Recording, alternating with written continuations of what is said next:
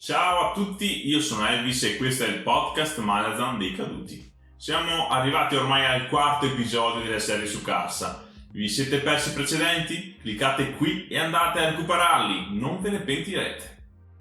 Mi sto molto divertendo a ricostruire questa storia, sapete? E soprattutto a approfondire, a scavare nella trama e nell'andare a ricercare i collegamenti più utili e interessanti. Spero stia piacendo anche a voi, dimostratemelo con un bel commento, un like, una condivisione del video e ovviamente vi invito a iscrivervi al canale e a seguirmi su Facebook, così non potrete assolutamente perdervi alcuna novità. Tutti i miei link li trovate in descrizione. Partiamo? Guidami comandante!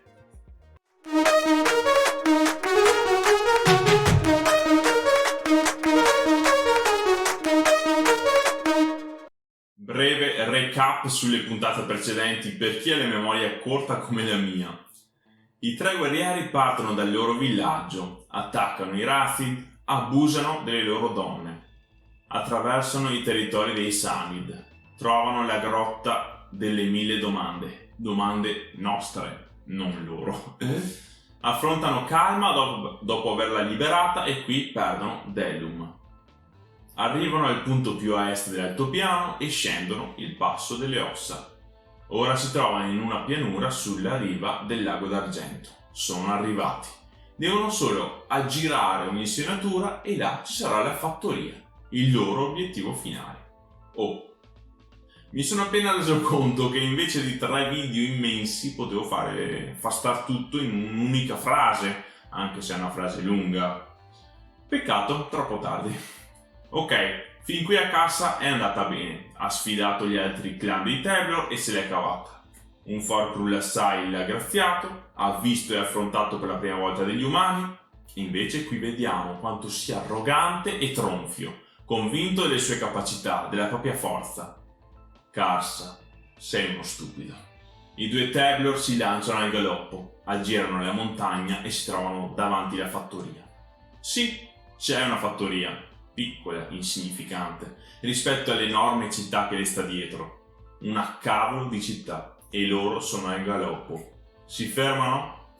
Assolutamente no. Byroth cerca di urlare qualche tipo di allarme al condottiero, ma questi lo ignora e ammazza i contadini spaventati. Avok, il suo destriero, riesce a saltare i bassi muri di cinta e a entrare in città. Li massacra tutti. Inutile soffermarsi sui dettagli, ma il risultato è questo, un massacro. Carsa si riunisce a Byroth e al branco di cani e ancora continuano a mietere vittime. Hanno la possibilità di battere in ritirata, soprattutto dopo aver visto il gran numero di umani che li circonda, eppure non lo fanno. A un certo punto il giovane Orlong si trova da solo. Il compagno è sparito. Avok è stato ucciso. Delum pure. Prende sotto braccio Mastino, ferito, e lo porta in un luogo sicuro. Poi cade prigioniero. Su Mastino torneremo più tardi, promesso. Qui mi devo fermare un attimo perché trovo assolutamente insensato e stupido il comportamento dei razziatori. Carsa si fida talmente tanto dei racconti e delle descrizioni di suo nonno che non si pone neanche il minimo dubbio riguardo la fattoria.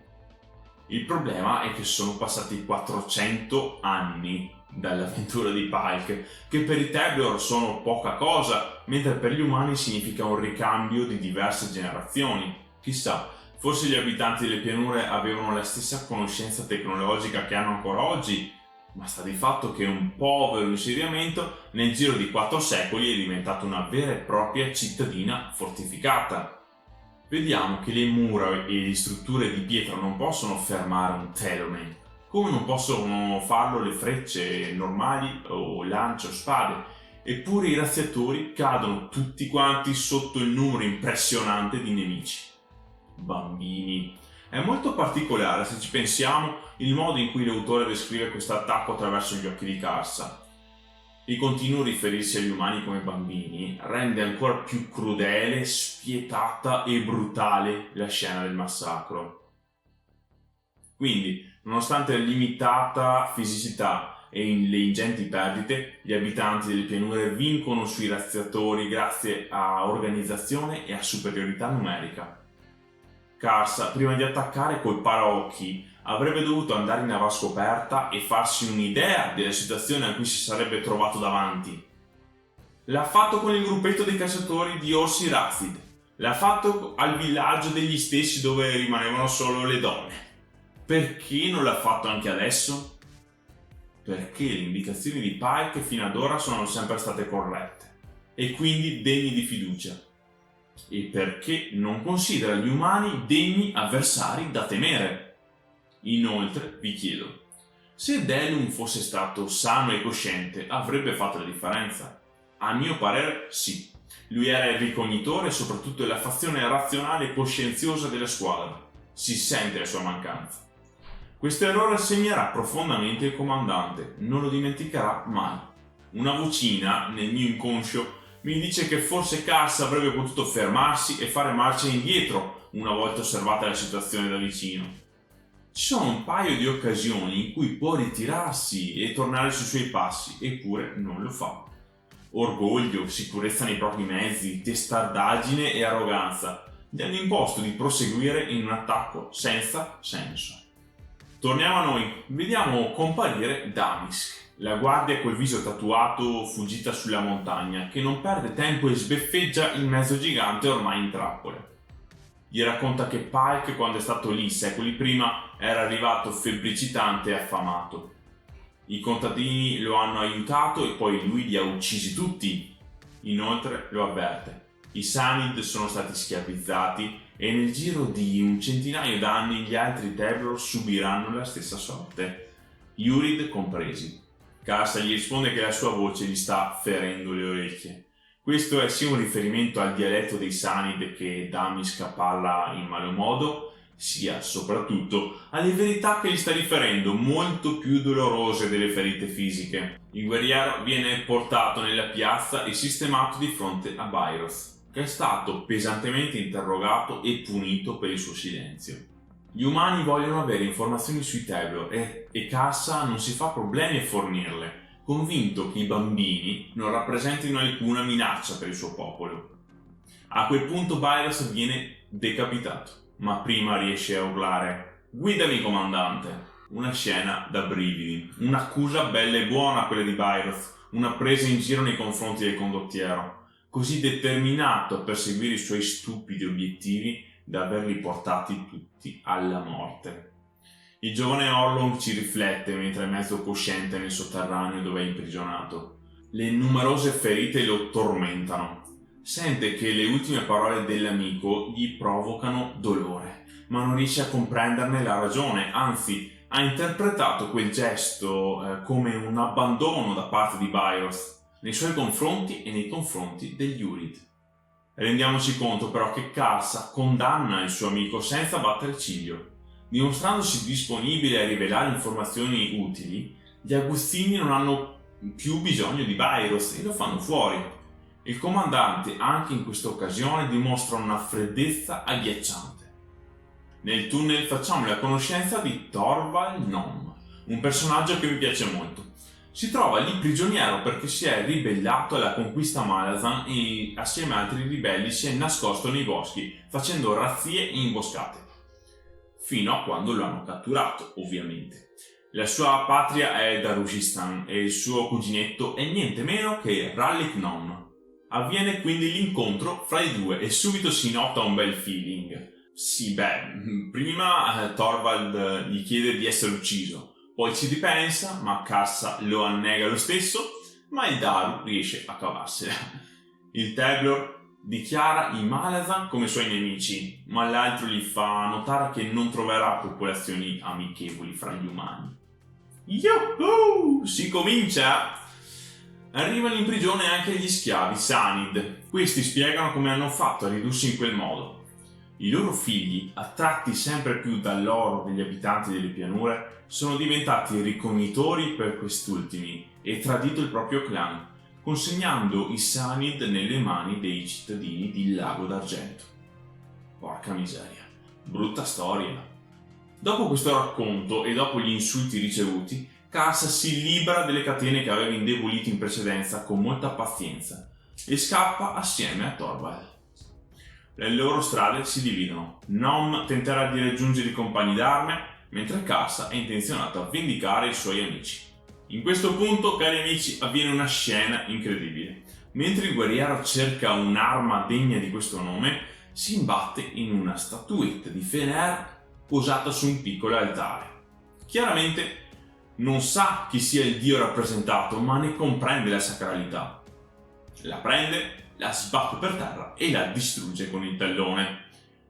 Se questa analogia non vi porta a nulla alla mente, probabilmente o non avete letto o non ricordate bene cosa succede nel 10° libro, Il Dio Storpio. Lo so, anche io ci sono rimasto malissimo quando ho riletto la scena.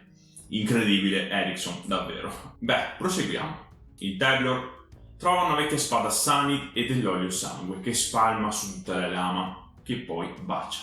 Ecco che gli effetti dell'olio sangue si manifestano. Il battito accelera e tutti i sensi si acuiscono, rendendolo come una bestia assetata di sangue e sesso.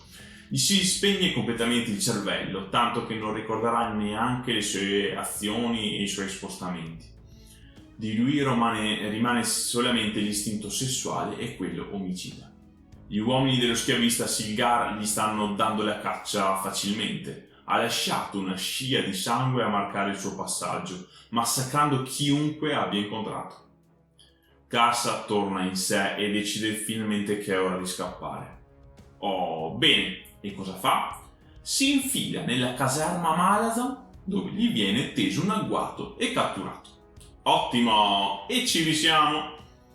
Qui vediamo alcuni elementi dell'esercito imperiale che impareremo a conoscere nel corso dei libri. Immaginando li abbiate già letti, di sicuro ricorderete il sergente Cord, Shard, Ibron, Bell e Limp. Ok, pausa. Io non ricordavo minimamente la loro presenza qui. Non ricordavo fossero stati proprio loro a catturare Karsa. Figo! Questi qua sono i tizi che si arroccheranno fuori Erlithan nella fortezza di Bridis e verranno salvati da Kalam proprio in questo stesso romanzo. Piccola chicca, il buon Limp, se si legge così, coerente con il suo nome che significa zoppicare, si rompe in continuazione la gamba o il ginocchio. In questa occasione è stata proprio l'arma di legno di Karsa a spaccargli la rotula. Divertente, vero? Nella caserma sono arrivati sia il meraviglioso capitano Kindly sia lo schiavista Silgar, che scopriamo essere un sacerdote di Mael. Silgar vuole per sé il Tablor, ma i Malazan, che non tollerano la schiavitù, riescono a impedirglielo, mantenendolo in arresto. Il mago Ibron incatena Karsa con un incantesimo che di solito utilizza per i Denrabi, le gigantesche bestie marine. Vorrei sottolineare l'enorme potenza che il Tablor possiede, cosa da non dimenticare mai, anche se lo vediamo ferito, stanco e moribondo. Ora, ultima per la finale e poi chiudiamo l'episodio. Mastino. Karsa gli dà la sua benedizione e chiede al dio Urugal di intervenire in aiuto alla bestia affinché si riprenda e trovi le strade di casa. Ce l'ha fatta? Sì! Mastino è infine arrivato al villaggio degli Urid, lo vediamo nel prologo dell'8° libro, I Segugi dell'Ombra. In realtà Mastino viveva con i Rathid, quindi quando è arrivato dagli Urid non è stato accettato né dagli altri cani né dai Tablor. Quest'ultimi comunque lo hanno riconosciuto come toccato da Dio, ovvero Karsa. La pelliccia dell'animale è costellata di cicatrici ed è zoppo da una zampa. Quando il suo padrone farà ritorno a Genabakis, Mastino partirà dall'altopiano per raggiungerlo e si incontreranno infine ad Darushistan. In questa occasione le figlie di Karsa, frutto degli stupri alla ragazza Rathid e a sua madre, si incamminano dietro al Segugio per andare a conoscere il loro padre. Anche per oggi abbiamo fatto il nostro. Com'è andata questa puntata? Vi è piaciuta? Ci sono molti riferimenti alla personalità del protagonista e questo ci permette di capire come sta cambiando e mutando. Ma non è finita da questo punto di vista, c'è ancora molto altro. Mi raccomando, conto sulla vostra partecipazione, quindi dagli di commenti e condivisioni. Ci si vede presto con il prossimo video. Ciao! Parole dell'amico gli provocano dolore, consegnando ai Sanid nella fortezza di Bridis. Kindly, gentilmente si dice Kindly,